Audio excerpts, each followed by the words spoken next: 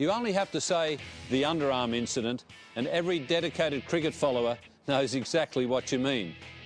This divisive incident, which rekindled memories of the animosity aroused by the Bodyline tour, occurred at the MCG in the third final of the 1981 series. What happened in the final over of that match will live forever in the annals of cricketing battles between Australia and New Zealand. Richard Hadlee, and will he be able to perform the miracle New Zealand so badly needs? Trevor Chappell to the Demon Hadlee. 6 balls remaining. He's hit that and he's hit it well. It's going to Max Walker. And that's 4. My, what a start! Wow! 11 required for victory. 5 balls to be bowled. Well, I would say that Greg Chappell's got to get Max Walker out of that position. That's Hadley's favourite hitting position. Trevor Chappell. He's getting him out! Oh, well. Dear, oh dear. There we go. Let's have a look at that on replay. Well, Richard Hadlee, he wouldn't be over-thrilled about that. He's been struggling all season to get an LBW himself. On this occasion, well, I would say that that might have just pitched outside leg stump. Certainly it would have hit the stumps.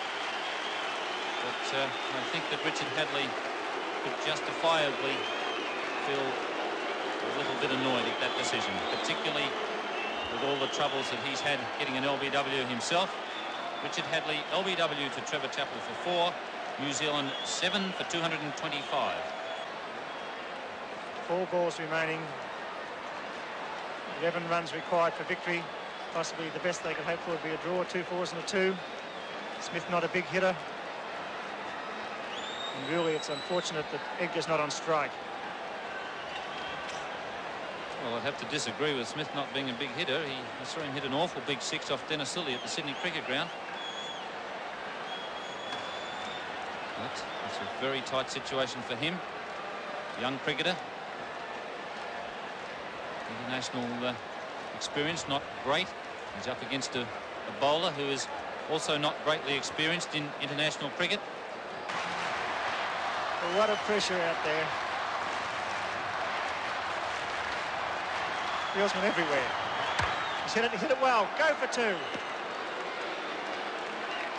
they get it. 3 wickets in hand. Marsh up for the stumping. Or the run through. He's hit that, and that's runs. That's at least 1. He'll probably go for the second, test him out. He's going. He's made it. He's home. What a great effort. Ian Smith, crowd is stunned. Fine running between the wickets. Tremendous courage. They need 7 off 2 balls, and let's look at a tie. 6 off 2 balls for a tie. 7 off 2 balls for a win to New Zealand. Trevor Chappell, the bowler. Smith, the batsman. 52,000 people in front of their seats. Bowler! There you go.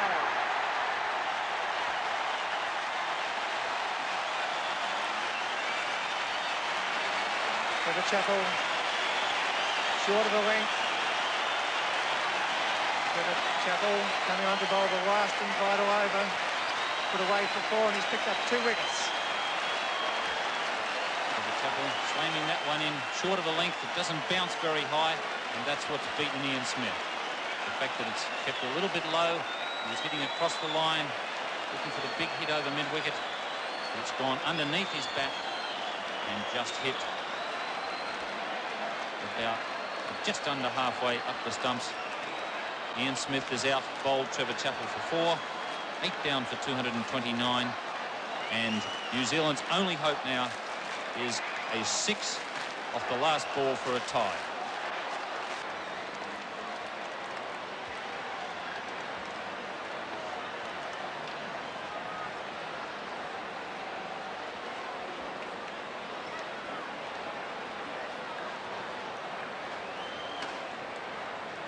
Long discussion. Well, it looks to me as if they're going to bowl underarm off the last ball. Rod Marsh is saying no, mate, but I'm sure he's going to bowl an underarm delivery from the last ball and bowl it along the ground and be sure that it has not been hit for six. The umpires have been told, the batsmen have been told, and this is possibly a little bit disappointing.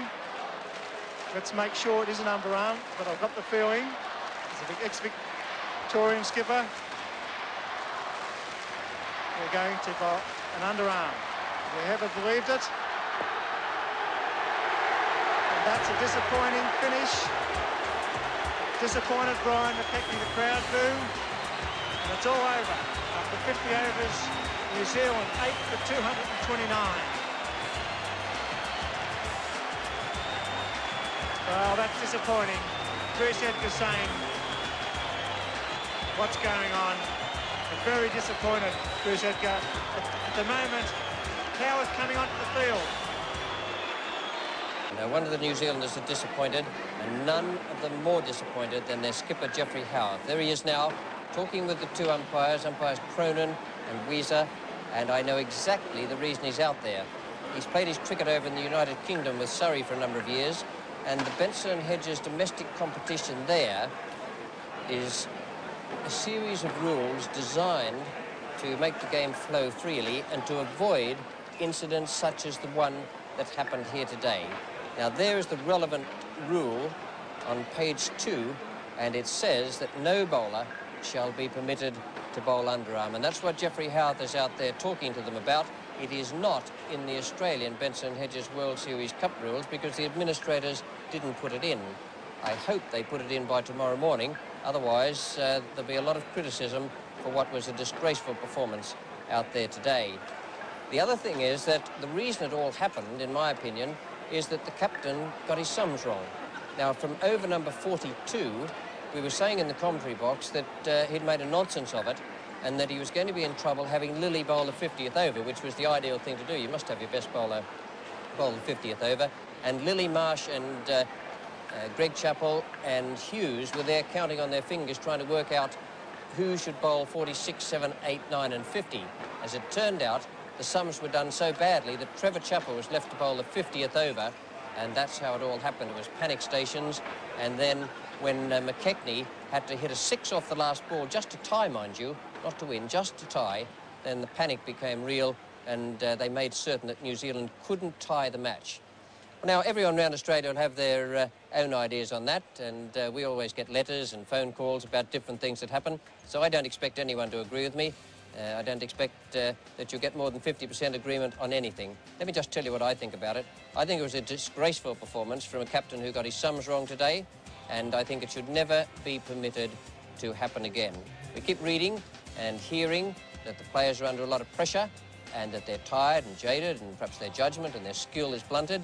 Well, perhaps they might advance that as an excuse for what happened out there today. Not with me, they don't. I think it was a very poor performance, one of the worst things I have ever seen done on a cricket field. Good night.